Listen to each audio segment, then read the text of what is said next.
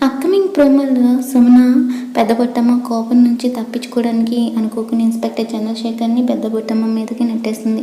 దాంతో ఆవేశంలో పెద్దబొట్టమ్మ ఇన్స్పెక్టర్ చంద్రశేఖర్ని కాటేస్తుంది. దాంతో చంద్రశేఖర్ పరిస్థితి దారుణంగా మారుతూ ఉంటే అది చూసిన విక్రాంత్ ఏమో పెద్దబొట్టమ్మ త్వరగా విషయాన్ని పీల్చేయని చెప్పి విక్రాంత్ అంటూ ఉంటే, అసలు కారం పడి కళ్ళు కనిపించక పెద్దబొట్టమ్మ ఉంటే విషాన్ని ఎలా పీలుస్తుంది అని చెప్పి తిలోత్తమ అంటూ ఉంటుంది.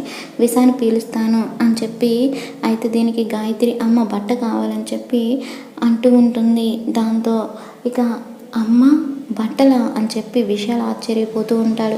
ఇక పెద్దబొట్టమ్మ అలా గదిలోకి వెళ్తూ ఉంటే నయని ఎక్కడికి వెళ్తున్నావు అని చెప్పి అడుగుతూ ఉంటుంది.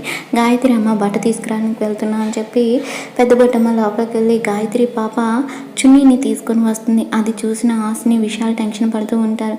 యాక్చువల్గా ఆశని గాయత్రి పాప ఛాయ తెలియకూడదని తన నెత్తి మీద ఆ చున్నీ వేసి ప్రొజెక్టర్ వేసి ఆ నీడ కనిపించేలా చేస్తుంది. ఇక అదే చున్నీ తీసుకురావడంతో ఇక వాళ్ళిద్దరూ కూడా టెన్షన్ పడుతూ ఉంటారు.